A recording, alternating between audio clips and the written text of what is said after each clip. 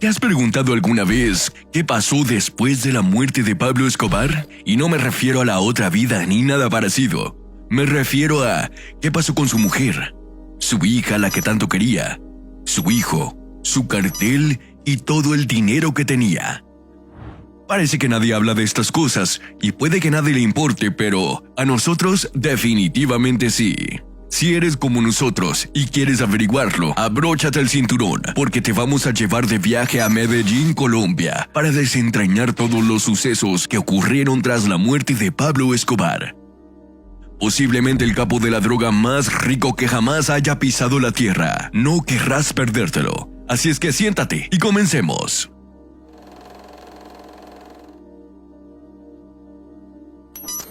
Era el 2 de diciembre de 1993 y todo el ejército colombiano buscaba a Pablo Escobar. No, eso es incorrecto. Medio Colombia estaba en su busca. Hablo de carteles rivales, de una fuerza especial de mercenarios llamado Los Pepes, e incluso su propia familia. Todos estaban buceando los rincones más profundos y sucios de Medellín, buscando a Pablo Escobar. Vale, pausa. Probablemente te estés preguntando, ¿qué demonios acabo de decir, verdad? Lo que acabo de describirte fue la última hora o quizás incluso 30 minutos antes de que Escobar muriera. Se escondió después de que el gobierno colombiano anunciara un plan de traslado a un centro penitenciario estándar. Pero Pablo Escobar, siendo el hombre testarudo y egoísta que era, no quiso huir. En este momento, el gobierno colombiano y un grupo de paramilitares que no tenían miedo de cruzar las líneas de la mortalidad y legalidad como lo había hecho Pablo, iniciaron una persecución nacional. Ahora, volvamos a mi historia. Pablo, por primera vez en su vida, celebraba su cumpleaños fuera de la tradición habitual de festejarlo con su familia. Necesitaba tanto hablar con su familia que decidió arriesgarlo todo y hacer una llamada a su hijo. El gobierno colombiano pudo interceptar la llamada y localizarla en la torre telefónica móvil cercana de su ubicación. Inmediatamente cerraron su escondite. Enviaron un convoy de militares armados con una instrucción: dispararle a Escobar en cuanto esté en vista. Pablo Escobar sabía que probablemente había cometido el mayor error de su vida. Intentó escapar por el tejado de su escondite, pero ya era demasiado tarde. Todo el edificio estaba rodeado de soldados. Así fue como Pablo Escobar fue encontrado y finalmente asesinado en una azotea como rata, con su guardaespaldas de mayor fuerza, el Limón.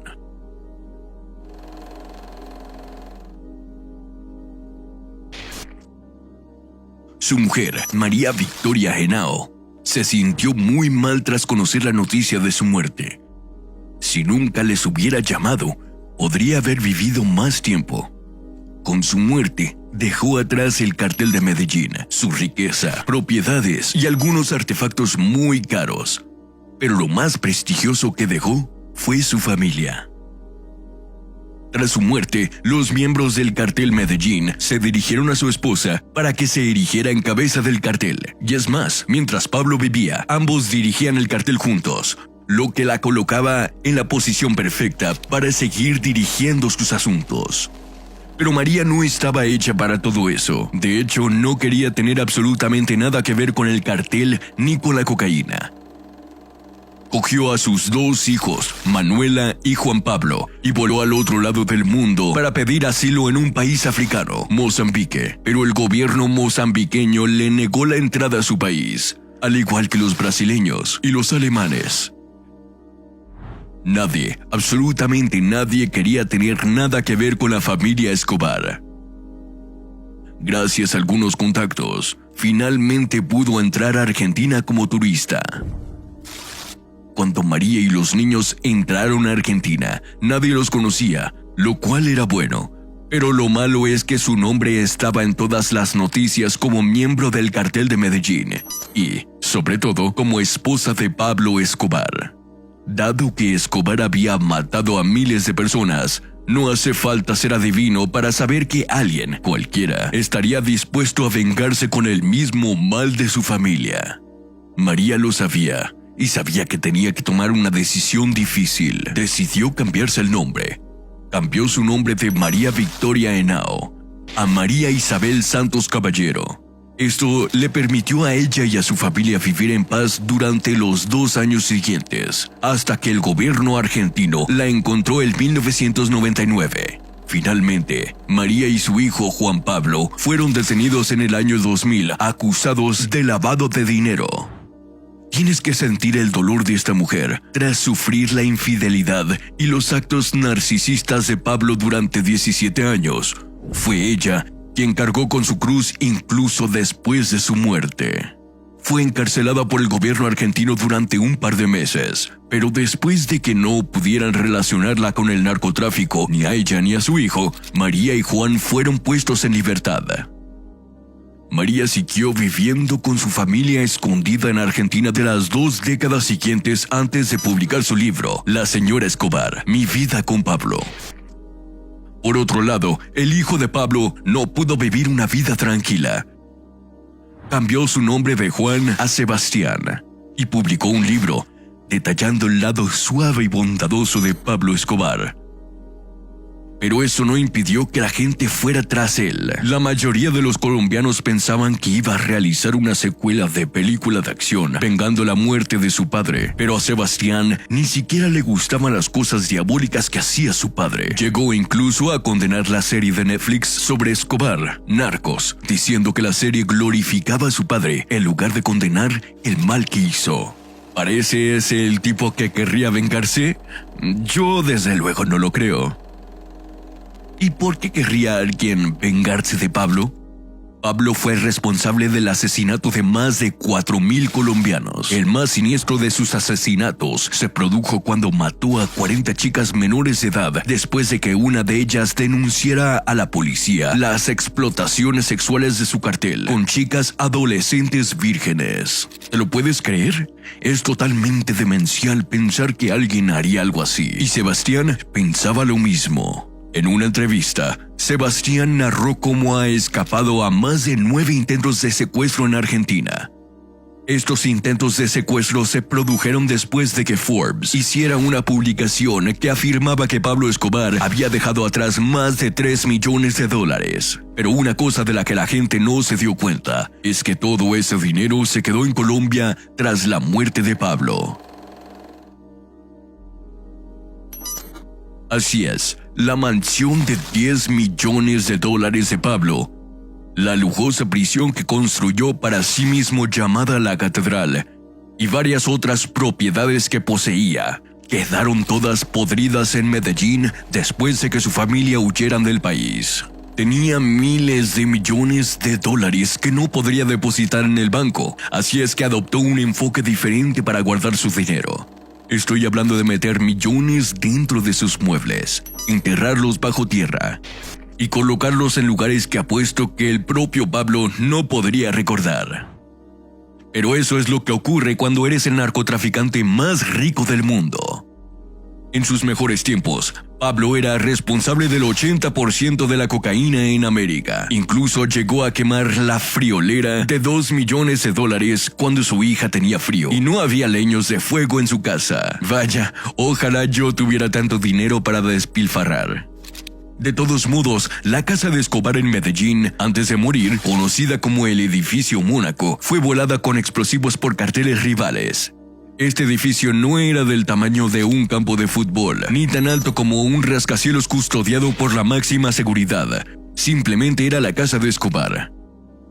Después de que el edificio de 6 plantas quedara desierto, el gobierno colombiano tomó posesión de él y la convirtió en una atracción turística para la gente que quería echar un vistazo a la vida de Pablo Escobar. Sin embargo, cuando los miembros de la comunidad pasaban por delante de él todos los días, era un constante recuerdo de sus seres queridos que murieron a manos de Escobar. Por ello, en 2018, el gobierno decidió derribar el edificio y convertir el terreno en un monumento a las víctimas del terror de Escobar. Otra de las casas de Pablo Escobar que se derrumbó fue su lujosa casa de recreo en Guatupé. Se llama La Manuela, en honor a su hija Manuela Escobar. Y era el lugar donde Escobar se distraía un rato. Lo más loco de este edificio es que fue destruido incluso antes de la muerte de Escobar. Un cartel rival cargó más de 200 kilos de explosivos TNT, volando por los aires más de la mitad del edificio mientras Escobar estaba escondido. Unos años más tarde, la naturaleza se apoderó del lugar mientras los carroñeros rompían partes de la estructura en busca de cualquier objeto de valor escondido o enterrado por Escobar. Aunque no tenemos ni idea si tuvieron suerte, tengo que decirte ahora mismo que la mayor de las propiedades de Pablo que se perdió tras su muerte fue la catedral. La catedral es el nombre de la prisión de $1.000 millones que se construyó y personalizó a sí mismo. Tenía un casino, un spa, un campo de fútbol y otros lujos que la separaban totalmente de su propósito. Tras la muerte de Escobar, la catedral se convirtió en la isla del tesoro. Los residentes de los alrededores entraban y salían del lugar, rebuscando todo lo que encontraban y, según fuentes externas, se enterraron y escondieron millones de dólares dentro y fuera del edificio. Pero cuando se terminó de buscar oro, la catedral quedó abandonada hasta que un grupo de monasterios, los monjes benedictinos, se hicieron a cargo del edificio y lo convirtieron en un lugar sagrado de culto y un monumento en memoria de las víctimas de las obras de Escobar. Ahora, la gran pregunta que probablemente tengas en mente es, ¿qué ha pasado con su cartel? El cartel de Medellín. Una vez que el rey y la reina se fueron, todo el cartel se vino abajo. La mayoría de los miembros fueron encarcelados, mientras que otros fueron asesinados a sangre fría. Algunos de los miembros del cartel que quedaron tuvieron que buscar refugio en carteles rivales como el cartel de Cali. Estos carteles rivales acabaron haciéndose cargo de la exportación de cocaína de Colombia a Estados Unidos y otras partes del mundo. Pero no toda la fortuna de Escobar fue saqueada o abandonada. Antes de morir, construyó escuelas, hospitales, casas hogares y otras infraestructuras comerciales para los habitantes de Medellín, mientras masacraba a cualquiera que se atreviera a enfrentarse a él o a desafiar su autoridad. Y eso hizo que su vida fuera tanto paradójica. Por un lado, se le consideraba un héroe, y por otro, el diablo vestido de Prada. Ahora mi pregunta para ti es, ¿pueden justificarse las acciones de Pablo Escobar? ¿O es el diablo que todos dicen que es? Déjame saber lo que piensas en la sección de comentarios más abajo. El video que se muestra en pantalla ahora mismo es tan bueno como este, así es que quizás quieras echarle un vistazo. Nos vemos.